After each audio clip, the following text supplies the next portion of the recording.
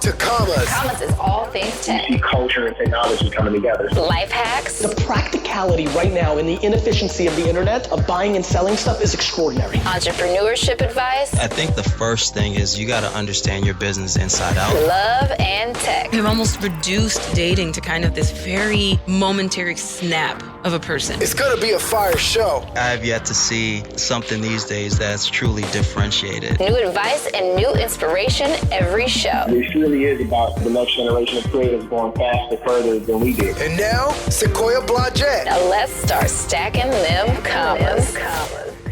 We are talking all things tech, and on this episode, we'll hear from the man who made the Nike Monarch the highest grossing shoe in Nike's history, a founder showing you how to close the wealth gap, and a doctor delving into the worlds of mental health and brand identity. It's gonna be fire! Entrepreneurship advice. Learn from the hottest and most successful investors, founders, and innovators in the game. Determine your greatness. It's time to get your knowledge up. Okay, for sure. We've got a special guest on the line, Jason Mayden, the co-founder of Superheroic, whose mission is to help every child unlock their superpowers through footwear and apparel. Welcome to Commas, Jason. How's it going? It's going well. How you doing? I'm great. So you have a really interesting story. You grew up on the south side of Chicago, and against all odds that encompassed some incredible tragedies throughout that process, you started working for Phil Knight and Michael Jordan. Tell us a little bit about that journey and how that all came to be. Oh, man, yeah. I mean, it was a fascinating experience in terms of, just going from the south side to Beaverton, Oregon, to the campus. It really was driven through one persistent phrase that I would tell myself, which was, why not? Growing up in Chicago at the age of 7, I had a pretty traumatic experience happen to me. I was diagnosed with septicemia, which is a severe blood infection. And I was, essentially on my deathbed and had, people around me discussing my mortality. And it was something that I remembered deeply. As a child, just this feeling of this, if this is my last thing, if this is my last time being alive, what is it that I truly want to do? And ideas and thoughts of creativity and ideas and thoughts of play were what I held on to the most. Thankfully, I made it through that season, but that carried me into having a fearless spirit to try and do things that other people would say is difficult or impossible. So that why not mantra kind of drove me. I wrote letters to Nike from the age of 10 all the way on. Often would get catalogs and stickers and posters in return, but never really had a true interaction until I found the customer service phone number. And then I reached out and got in touch with the person and learned more about the structure and this thing called an internship and the recruiting process. And from there, I just obsessed over, finding a way to get there. Ended up in design school in Detroit at TCS, College for Creative Studies, where I majored in industrial design and really fell in love with the act of making beautiful products that served the purpose and had a functional output that led me to, receiving an internship finally with the brand, and the rest is history. Wow, that's insane. So you were Nike's youngest African-American design intern. What was that like? Yeah, that was crazy. When I found out, that I was the first African-American intern and the youngest, it was, it was really confusing, to be honest, because you see the athletes and they look like me. But then I realized that there weren't a lot of people that created on their behalf that looked like us. Mm-hmm. So when I got there and I found out about, the recruitment process from design schools and looked at the numbers writ large nationally and globally of people who look like me in the design industry, it changed my perspective. It feels great to say you're the first, but my mission became to not be the last. Right. So getting in the door, having that opportunity, and then learning how to navigate the landscape of business, the creative industry and, the innovation industry was something that I would think would have, been very intimidating. But because I had great mentors and support systems and I was confident enough to speak and advocate on behalf of not only myself, but the people I work for, which are the athletes, I carved out my own lane. At that time, there was no such thing as sneaker culture, or collecting. It was people who were just in love with footwear and in love with design and love with storytelling. And we kind of congregated around one core concept, which was to serve the athlete and do our best job for the people who were competing at a high level. For me, coming from Chicago and having a unique point of view, which now, is called streetwear, those two worlds kind of came together.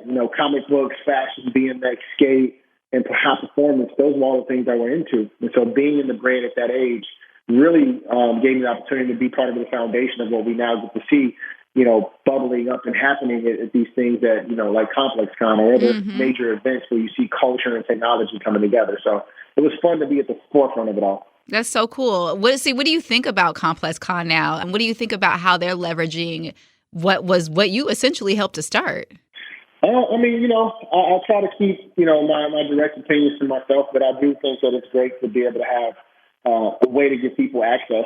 I don't spend any, of my time, having deep critical thoughts of folks. Of course, there's always things that I would do different, but I do believe that they've created a moment that is accessible to anyone who can get there, and anyone who wants to participate in the culture. They can be there, which is great. Because some people are observers, some people are creators, and some people are just late to the table and kind of don't understand it. So the environment of ComplexCon, now that it's in its third year, I think they've had the good fortune of having data and feedback to smooth out some of the rough edges and make it a more, cohesive, inclusive event. And from what I see on social and some of my friends who are there participating, it feels like the vibe is right. And it really is about a celebration of creativity and culture, which is what it's essentially meant to do. So what they've done is just take what's the best things on the internet and bring it to life in real life. My vibe is perfectly aligned with some of the people that have attended this year. Kind of the anti-troll movement. People celebrating individuality, creativity, joyfulness. That stuff is needed in the culture. Like we have a good opportunity to really display beauty at a time where it's desperately needed. And so from what I've seen and what I've heard, ComplexCon is doing a great job of preserving beauty and celebrating youth culture on a grand scale, which is dope. Yeah, I've seen some dope content come from it too. So let's stay on the topic of sneakers. You were instrumental in creating shoes for Eminem, Carmelo Anthony, Chris Paul, and then the Monarch, which is the highest grossing shoe in Nike history. Tell us about that process. Like, what was that like for you? Man, it was, with good design or great design, you really have to learn the subject matter, and you have to use a process that I've called, immersive empathy, where it isn't just observation, it isn't just interviewing, it's really participating in the scheduling, the psychological profiling, the physiological profiling, like understanding the needs that they can't articulate. And so whether it's an athlete or an entertainer, I had to understand them at a level that was almost, at the level of someone they've known their whole entire life. Because the thing about the products that they wear, that it allows them to transform into their exemplar self. They were going from Marshall Mathers to Eminem, from Chris Paul to CP3, from Derek Jeter to G. These people, when they put on their uniforms or they get on stage to perform, they have to live up to the expectations of the people who may be seeing them for the first time. So it's my job to remove all distraction. It's my job to not have them worry about what's happening on their foot or on their body, but to simply perform at a high level. So you create a way to deliver value but almost be invisible. And that's the hardest thing, because good design is not intrusive. It should recede to the background, and it should just exist within the spectrum of the athlete or entertainer's world. But it shouldn't be something that they consciously are constantly thinking about because the fit is wrong or the laces keep coming untied. So my job is to basically be impactful but invisible at the same time. So it was really, really, really a balance of, finding out things that they couldn't articulate, like I said, through deep understanding of their psychology, but then also studying them biomechanically and knowing what their body would need a year and a half out. So looking at behavioral patterns, looking at physiological patterns of play, and then extrapolating out 12 to 18 months. Okay, what are they going to prepare and do in the off season to be better? Last season, it's, for Chris Paul in particular, if 1 season ago Chris Paul put on a bunch of muscle because he wanted to go to the basket more, and then he knows the defenses are going to change in the offseason to account for that, he may trim down to become faster and move off the screens and then go towards jump shooting. So I have to think 5 to 10 steps out. I have to think, what does he want to do next season while he's still in the season today? That's a really hard thing to do, and it takes a lot of humility because you can't inject your own perspective. You have to be observant, and you have to listen, and you have to find those little nuances and those little tweaks in their behavior that you can then document and then prepare future products for them. So it was, to me, I love it. I love it. It allows me to really learn about what it takes to be great And that's the beautiful thing of working with some of the best athletes in the world is I can take what I've learned and apply it to my own work ethic, my own skill set, and my own direct life. So I feel very fortunate and blessed to have that experience. Speaking of taking what you learned and applying it to your own direct skill sets and your own direct life, this sounds a lot like superheroic. So tell us a little bit about your company and like why you launched it. Yeah, our company is pretty straightforward. We exist to entertain and delight every child in the world through imaginative and interactive pure physical play. It was born out of an insight that was given to me by observing my own son who had overcome or was in the midst of dealing with a medical issue and realizing that my gifts and talents could be used to not only help him emotionally and behaviorally, but physiologically. So, I quit my job, spent, 4 years, roughly 3 years, back down in the Silicon Valley at my graduate school alma mater, Stanford, researching and understanding everything from, what was causing the childhood obesity epidemic to what was happening with them psychologically, what was influencing them socially. I looked at nonprofits, I looked at for-profits, and what I settled on was a company that simply exists to make better product that allows them to dream and emote and feel good about who they are and eventually become their own version of their exemplar self, which is a superhero. So the footwear itself is built specifically for how children grow and how children move. Most of the products we made for adults were simply shrunken down adult proportions. And they didn't have technology that actually worked for the child the way they needed. Now, coincidentally, or not coincidentally, some of the bigger companies are starting to, repeat our language and see our insight, which for me is good. If your passion and your intent is to really serve children, then it requires all of us. But if it's a marketing tactic, it's no better than what they've already done in terms of providing adult footwear that's shrunken for children. But what we do is we focus not only on the physiological needs, but the emotional and behavioral. So the language we use, the imagery we use, it's all specifically designed to unlock their best self. So whether you're a young girl from Compton or you're a young man from the UK or you're, some kid from Brooklyn, it doesn't matter. What's unique about you, your differences are your superpower, and we help bring that out through play. And so it's to me, it's a labor of love. It's serving the interest of that 7-year-old Jason that I talked about that laid in the hospital bed and dreamed of playing with his friends one more time. Now I'm consistently able to be with children who are like me, children who are trying to understand their bodies, trying to understand how they feel, trying to understand, how they're growing and how they're developing, but need that reinforcement and positivity in a pure, consistent way.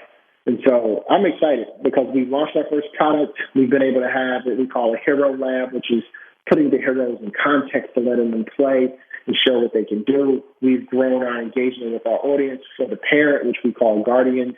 And I'm really looking forward to what happens in 2019 as we begin to ramp up and scale through some unique partnerships we're going to announce in the next few months. That is so cool. Congratulations on all of that.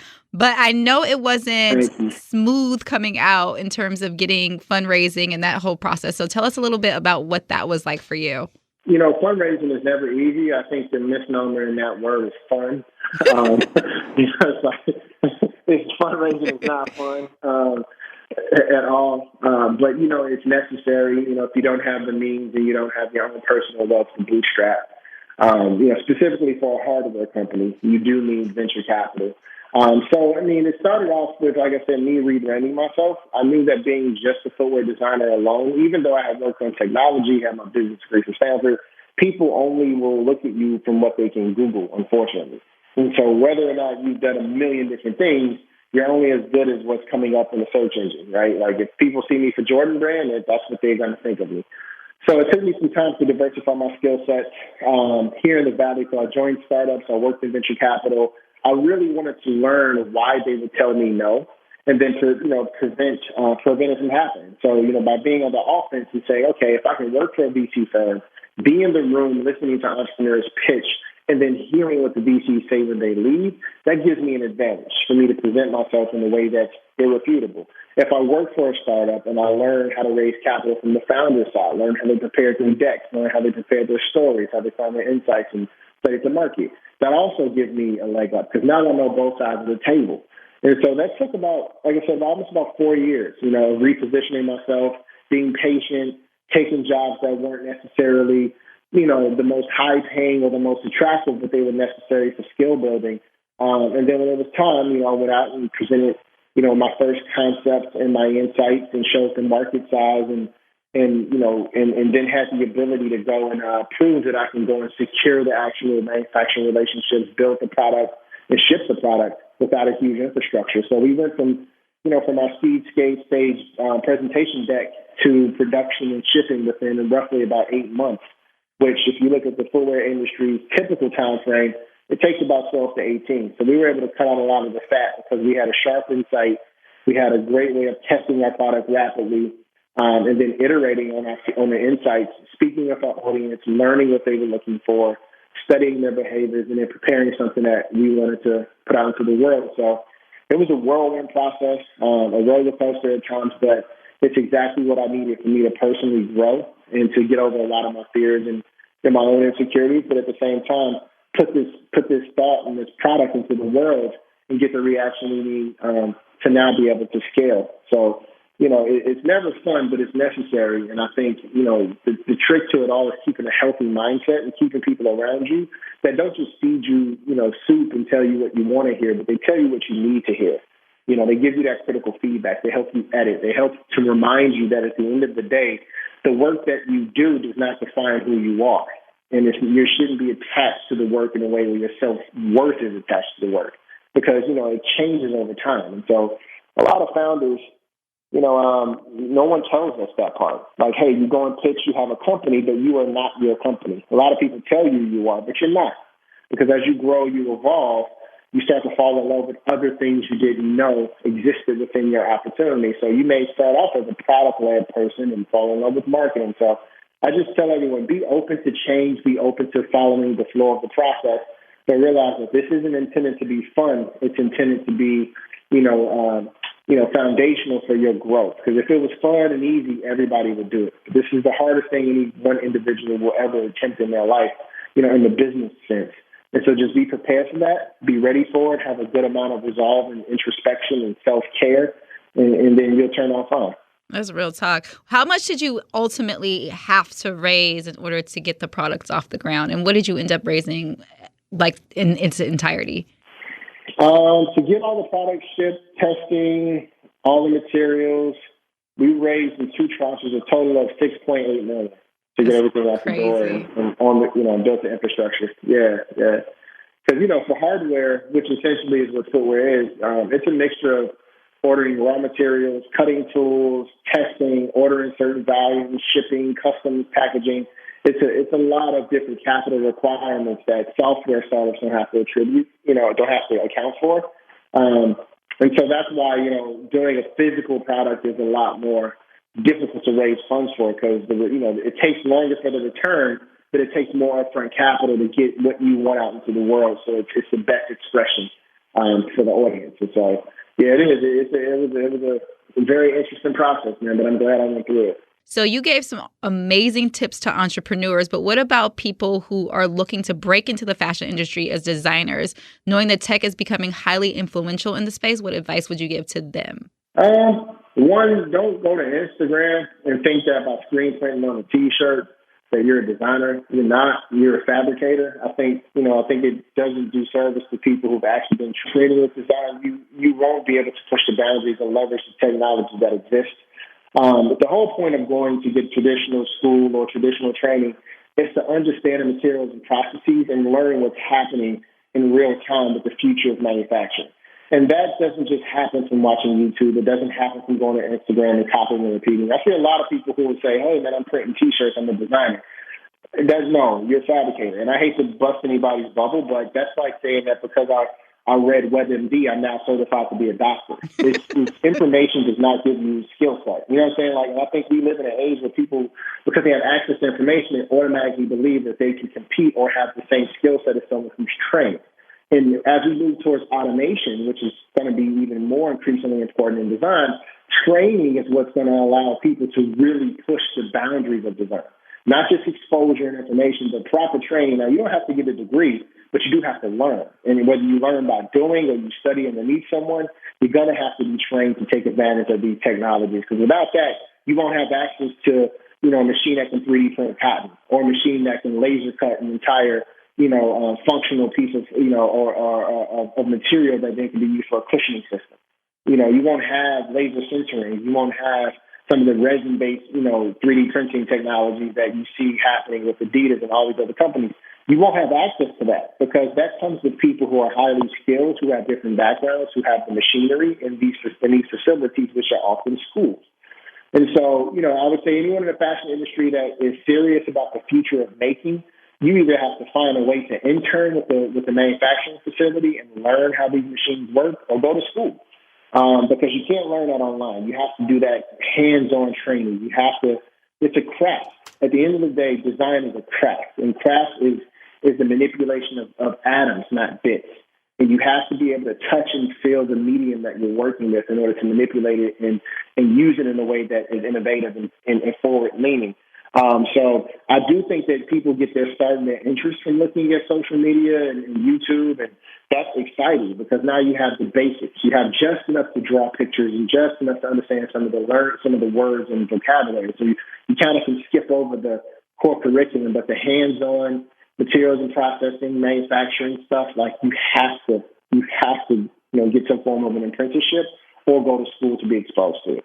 I hate to say it because some people think there's a way around it, but the reality is that it's not, because these machines are so expensive and they're so rare, and either only large corporations and universities have access to them, but they're going to be what we have to use in the future to create. So, I'm excited. I think the barrier to entry is a lot lower, because now, back in the day with design, they judged you on your portfolio alone. Now, today, you can be judged simply on your concept, and you can make your concept in physical form.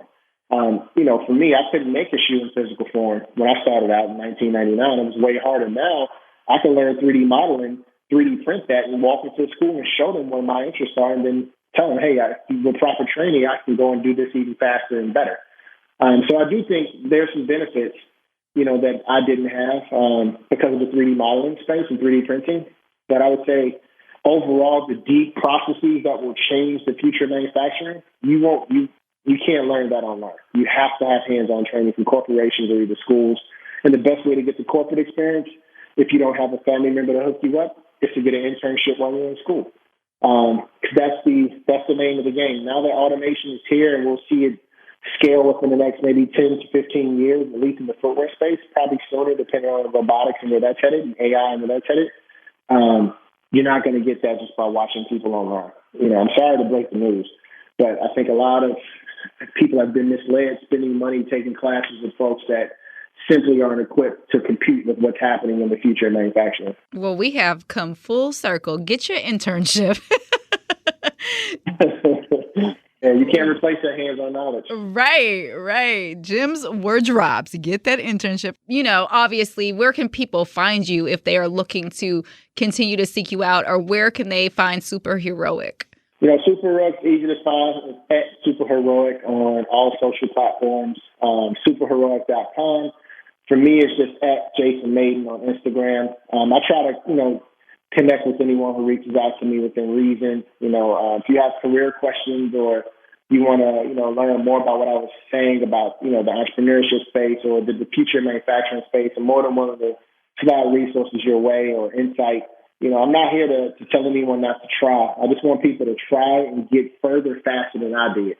I didn't have someone telling me the truth and navigating because the industry was so young. So I don't want to burst anyone's bubble, but I don't want to pretend like this is easy. There's a reason why there's less than 2% of people on the planet that have the career that I have, because it's a competitive field with very, I would say, guarded information, for a specific class of people. And now that we can democratize this info, they're not going to just let you walk in and get it easily. You have to fight for it.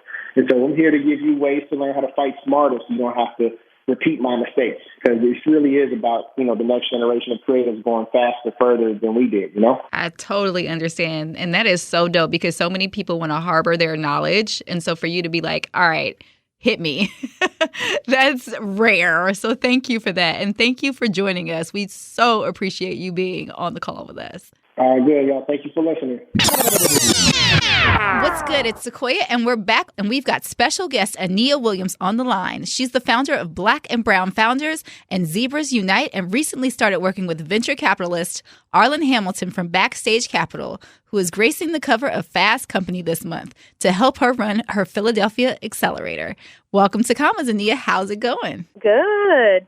Thanks for having me. Yeah, no, thanks for being on. So many people who don't live in Silicon Valley have no idea what the term zebra or unicorn or rhino company means. Can we break that down a little bit and tell us a little bit about what you're doing with Zebras Unite? Yes, of course. So Zebras Unite is really about creating a more equitable tech ecosystem. Like when we think about Silicon Valley, we think about tech and startups. There is a model that they have most of them follow, which is to, build up a company really fast and have it create a bunch of money really quickly, and then it's going to have an exit so its investors can make money. And I think what we're seeing is that it has effects on other people and lives and society in ways that we couldn't have predicted and are really harmful.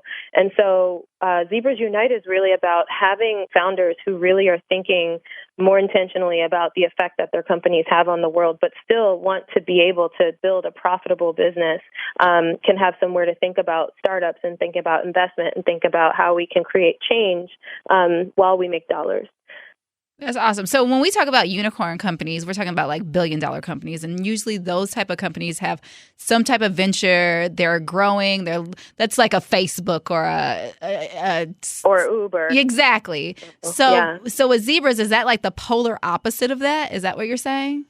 I wouldn't say that it's the polar opposite. I think that it is thinking about, building companies, solving problems with technology or not, and really like thinking about how you finance that company and thinking about the culture of that company and thinking about the business structure of that company. So, for example, with some startups that are venture-backed, typically there are people that are on, as they call the cap table, like people who have some significant equity stake in that company, like they own a little piece of that company. But most of the employees of Uber don't own a significant part of Uber. Right. And so when Uber does have a big exit and it makes a lot of money for some of the people at the top, the people at the bottom aren't going to make nearly as much money. And so like with Zebras, like an example could be that maybe everyone who works at that company owns some part of the company that's significant, and that it thinks more about how it values their employees, because I think that our biggest tech companies, which are also the biggest companies in the world today, they don't always treat people well. Yeah, no, I definitely understand that. So what are some examples of like zebra companies? Yeah. So zebra companies would be companies like Basecamp. When we're talking about tech companies, it could be companies like MailChimp. It could be companies like Buffer. These are companies that are in the news for doing really well, but also for kind of breaking some of the rules and how we think about tech startups and how they could look and doing things a little bit differently because they care about the people. That's awesome. And so with Black and Brown Founders, that's also another company that you founded. Tell us a little bit about that and what your plans are in regards to what you're accomplishing with that company. Yeah, well, some people know that I did also start a company called Tinsel, and we make tech jewelry for women, and we are venture-backed. And while I did raise some investment for that company, it really wasn't as much as the business really needed. It was a hardware company, which are really, really expensive to build.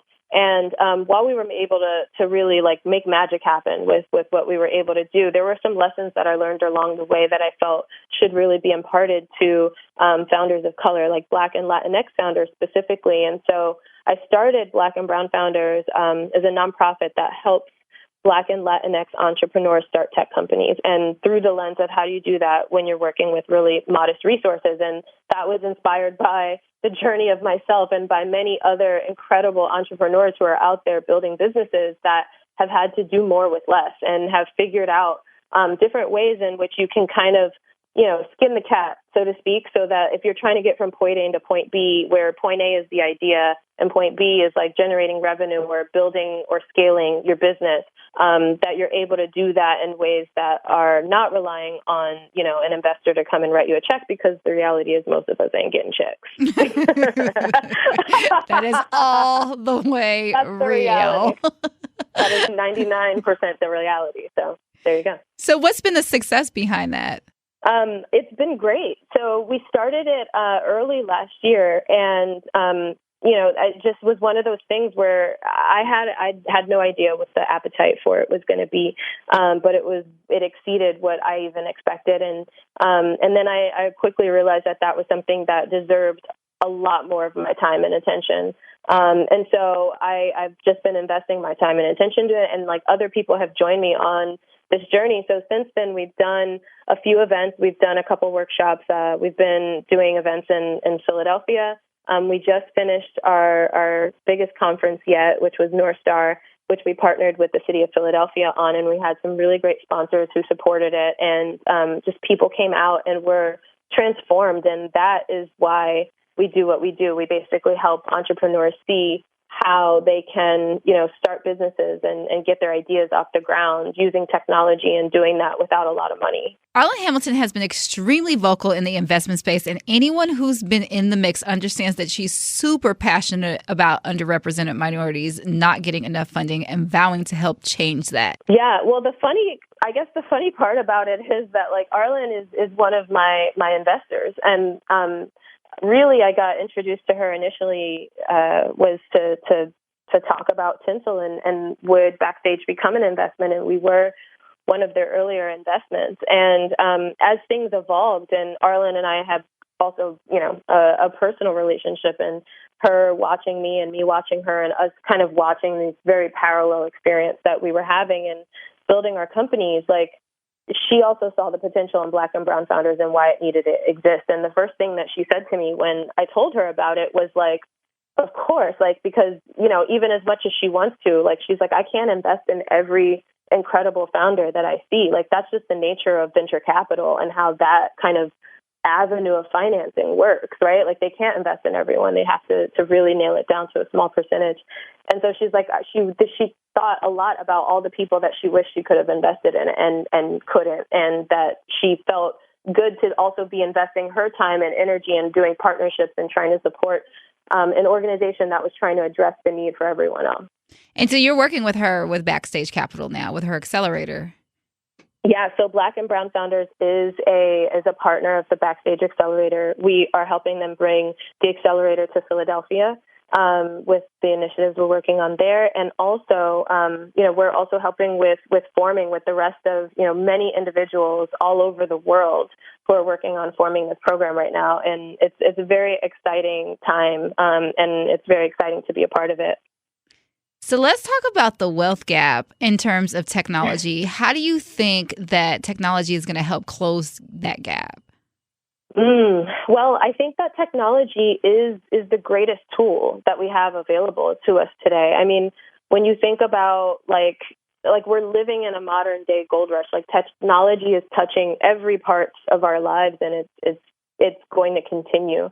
And so I think about it in the sense of like participation in what's happening today is transformative for people. Like, I mean, I live in San Francisco, and like legit overnight people are becoming millionaires because of technology, right? Yeah. So, I mean, I think that when we look at what does that mean for opportunities for, underrepresented people in the industry, so women, people of color, LGBT, all of these things, there's opportunities to change the world just by having, money and having power with money, because I think what we're learning today is that money has power. So I think any ways that we can enable the voices that are usually marginalized to be able to participate in society and also to have, thriving futures is a good thing. And I think that technology offers that.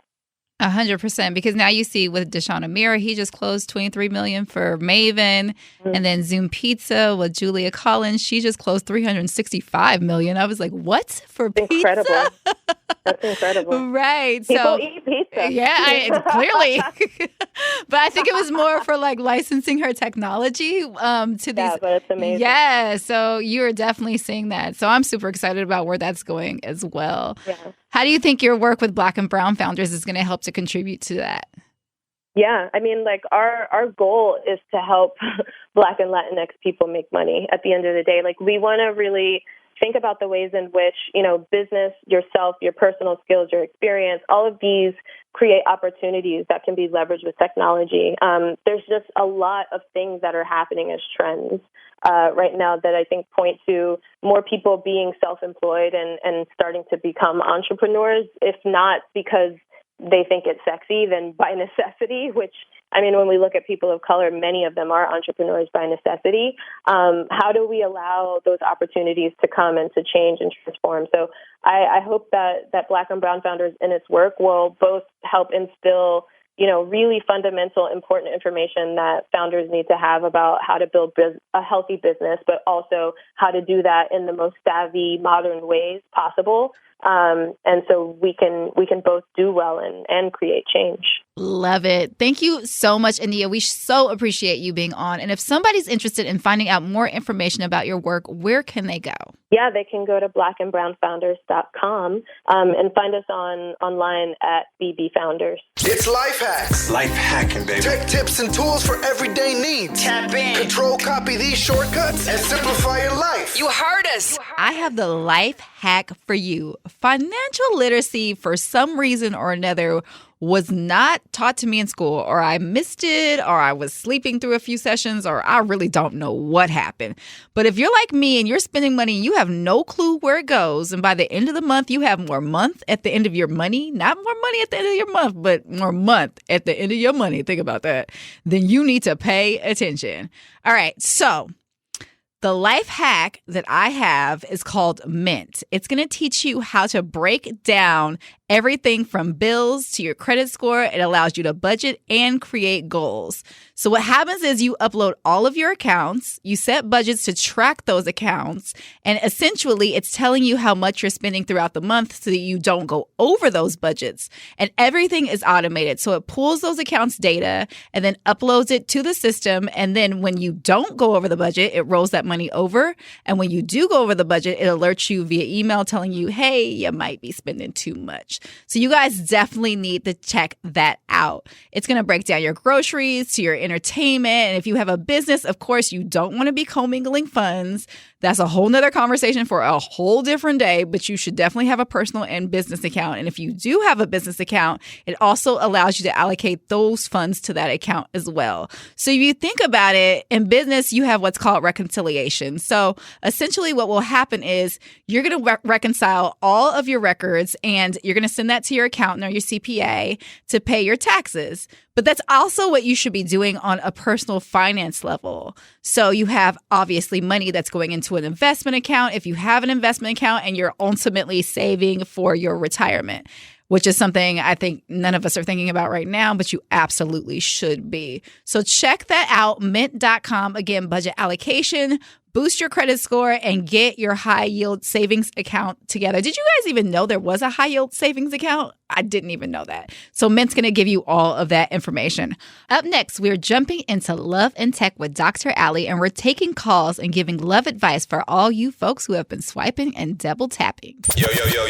Love, life, and tech. With Sequoia Blonde Jet. Just part of our culture. Because balance is real between the swipe culture, mental health, personal growth, career, and just about everything in between. Just keeping it real. It's a lifestyle. Incredible vibes, incredible people. Love, Life. and tech. What's good? It's Sequoia, and we're back on Commas with Dr. Allison Hicks, a mental health expert and brand curator who helps clients build clarity in their life and brands. Welcome to Commas, Dr. Allie. How are you? Yes, I'm fabulous. I'm so happy to be here. I absolutely love Sequoia, if anyone doesn't know that. Yay! Absolutely love her. Okay. So you have a very interesting niche touching up on people's mental health states and how they showcase that in their brands. How did you come up with that? So it started graduating from college, I wanted to move to Italy because I had a crush on this boy and he lived in Italy. And so I told my parents that I was learning Italian, moving to Italy and becoming a fashion designer. Okay. And my parents were like, absolutely not going to happen, not in a million years. Sit yourself down, go to grad school, get your doctorate. Okay. So they forced me to get my doctorate. Rational parents? Rational, very, very rational parents. And then my dad was telling me while I was in school, he was like, well, if you love fashion so much, just become a fashion psychologist. Just That's integrate. Interesting. Yeah, he was like, just integrate the two things that you love, your hobby, with the thing that's more guaranteed. and put those two things together and do that. And there are some people now who are fashion psychologists, and I am not necessarily in that niche. I'm not one of them, but I kind of took it and expanded it to brand and aesthetics. I ended up doing my dissertation on cosmetic surgery and the way African American women feel about their appearance based on media exposure. And so I realized that there was a really large area where we are being impacted, all humans are being impacted by the things that we see every day, and therefore now have to put out an image that is that impacts us holistically. That's insane. And it's very interesting. So what type of clients do you typically get? So it's interesting. In the beginning, I wanted to work mostly with like individuals and like help individuals kind of create their own like social media brands, but it's actually ended up being businesses, like legit businesses. And that was a transition because I never really necessarily worked in business. So I had to make sure that I would help people understand exactly what it is I was going to do. Because like I'm not going to create like a hardcore strategic plan for your corporation, and I'm not putting together your business plan. You know, like that's a little. I mean, I'm sure we could get creative and figure something out, but that's not what I'm here to do. I'm here to make sure that your touch points are all stunning and that they reflect the motto and the ethos of your company. To make sure that everything that is outward facing is reflecting who you are as a person and who your company is as an organization. So how does mental health factor into that? Well, I think it factors into it because mental health is also human behavior. And when you're focused on human behavior, you're able to kind of understand what your buyer or your target population, what would they be interested in? What do they want to see? What kinds of colors are important? You know, if you're a marijuana business, if you are in, you know, renewable energy, if you're in a space like that, you know, you're looking at greens and the shades of green matter. You know, you're looking at, you know, if you're in something clean, a cleaning company or something like that, you're looking at blue. Even a medical business, like blue, purple. So you want to have, you know, the branding really down from colors to shapes. There's a whole research called Gestalt, German word meaning whole, looking at concepts of what humans want to actually see when they, like, on a perceptive level. So when you see like the logo here on this headphone, it's round for a reason because humans enjoy the shape of roundness. It gives you a sense of completion, a sense of safety. And then they have this little inroads here, which so I'm wondering, it's called One. Oh, legit. Okay. Look at One headphones. Are we doing a little ad for them now? You just plugged it, so I guess so. But, you know, so there's something to be said about the colors that you choose, the shapes that you choose, all of those things. And I feel like who better to understand characters and people than someone who deals with people and characters all day. Love it. So when it comes to balancing relationships, love, and tech, how do you think people should kind of react to that? Because I know that's been a topic of conversation, obviously. And we have, at least I do. I know I work a ton, and tech is one of those things where you can get inundated with your laptop and you don't see anybody for like days. So how do you balance the two? What's your recommendation? I think it's almost like when my dad told me to integrate psychology and mental health. Integrate technology into your social life. Make it a part of what you do, as opposed to, because I think a lot of times we want to eradicate it entirely. We're like, we have to have days. And it is good to have a few days where it's like, okay, my eyes hurt. Can I please not look at a screen today? Give me a moment. But I also think making sure that in all the things that you do, you have balance. So even in using technology, making sure that you're doing something positive with it. You're not just looking up twerk videos, but you're also looking up something that will truly feed you, right? It's called a feed for a reason. It's meant to feed your soul, meant to feed your spirit. So make sure that you have balance even in tech. So if you're on Instagram a lot, you know, who are the positive people that you're following? Who are the, you know, the quote sites, the just pure, beautiful imagery sites that you're following? And then you can go to Daquan. And you can look up a video of somebody belly flopping and a tsunami coming out, you know? But it's like making sure that you have balance even in tech and that you're integrating your friends and your relationships as a part of your technological experience. So it's not kind of like out of context where you're doing something, you're kind of like falling down that little rabbit hole into like the cat video realm. Trust. I could be down that rabbit hole for a long time. And next thing I know, I'm like, I've been on here for 4 hours. What has happened? Right. So with that being said, what would you recommend in terms of balance and time? How long should one be inundated in their social? Oh my goodness, time is hard. I guess as much time as you can devote to it. Try to keep it to something that it works for your life. So for example, if you're on social media so much that you're not getting work done for school and you're failing out of school, you need to reevaluate, right? So I would love to say like, keep it to, you know, an hour a day or keep it to 2 hours a day. But honestly, some people might need even less than that if they're not functioning in a very healthy way on social media. And so I think it's also really important to begin to notice your own level of functioning and understand, like, so are things in my life changing now? Am I actually not going out with my friends because I'm on social media instead? Because that's not healthy. You should hang out with your friends if you can. I mean, if they live on another coast, I get it. But if you have people around you that are asking you to go out and you're like, nah, too busy, Netflixing and chilling. I'm too busy. Yeah. We've all been there. Right. Sometimes, you just got to take that initial step to force yourself to put down your tech, to put on some pants, brush your hair, brush your teeth. Come out to Dash, record a show. Come out to Dash, record a show. It's like, we could have done this. I could have been at home, right? On my couch. No. Right. Yeah, come out, be social, IRL, do things for real. I love it. So what recommendations do you have for people who are just getting into the branding space in terms of combining that mental health aspect and establishing their brand online? So the first thing I have people do is something that a lot of my clients are like, why are we doing this? But because I think a lot of people just want to jump into shifting their brand image instantly. Like, well, let's look at colors. Let's do this now. Let's take pictures, create content. But the first thing I have people do is assess their value. So what are your values? What things do you believe in? So I have people go through like a long list. I have this whole questionnaire. And one of the first questions I ask is, when was the last time you got so wrapped up in something that you lost track of time? That's a good one. And so people will kind of sit and be like, Instagram? No, like a real thing. Did you bike so long that you lost track of time? Were you painting? Were you drawing? Were you getting yourself dressed? Because sometimes people like fashion is an expression of who they are as a person, right? And I have a number of other questions that I end up asking to kind of get to the crux of what are the things that are fundamentally important to you? And I ask you to, I provide like a long list of all these different values, from creativity to family to beauty to travel to new experiences. And you distill it to five things that are kind of at the crux of who you are. And then you distill that down to 3. And so when you find those 3 things that are your values, because you have to reassess it every few years because you shift and you change. So every 5 to 7 years, you have to make sure you dive in and figure out, like, what are my values now? Like mine are beauty, creativity, and knowledge. And so in everything that I do and in all my branding, all 3 of those things have to be available and prevalent. It has to be beautiful.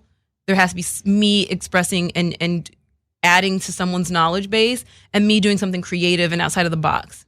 So it's a matter of combining every element together. Exactly. So if family is important to you, if travel is important to you, and if, beauty is important to you, then making sure that your brand revolves around, so all the content that we create has to be visually, aesthetically pleasing.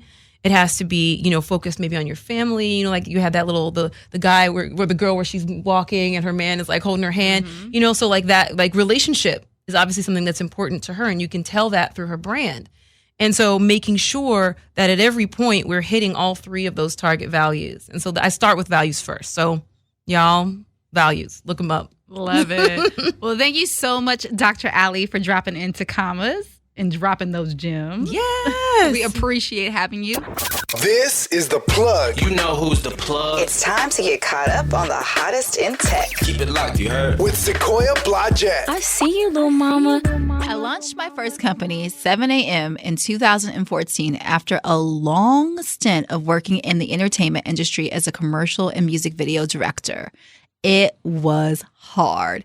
Even though I was venture backed by one of the biggest VCs in the game, I still was so confused as to how to actually run, grow, and scale the company. I didn't understand how to convert customers quickly and efficiently. I didn't understand which marketing tools to use and how to create sales funnels. I didn't understand staying niche in the beginning and not boiling the ocean. I didn't understand how to stay motivated during extreme times of loneliness and not getting the results I was expecting. After several years, we ended up closing the doors. I started studying hundreds of really successful entrepreneurs to find out how they not only kept the lights on, but were scaling rapidly. After officially walking away from my first company in 2016, several years later, I launched Commas, a virtual entrepreneurship resource center. Yes, we're actually a company. I built it to help you guys understand why raising capital too fast will actually hurt you, why you need a team around you to iterate quickly and stay sane, why your business has to stand out because so many people are doing the exact same thing. There are no new ideas, and why it's important not to push your personal life to the back burner. Consider Commas as your entrepreneurship resource guide so you can avoid making the same mistakes that I did. We cover all things from product to marketing to publicity and fundraising. You can learn more about Commas, the actual platform, by visiting commastheseries.com. You can also hit us up on our socials at Commas the Series. Until next week, it's your girl Sequoia, and I'm out.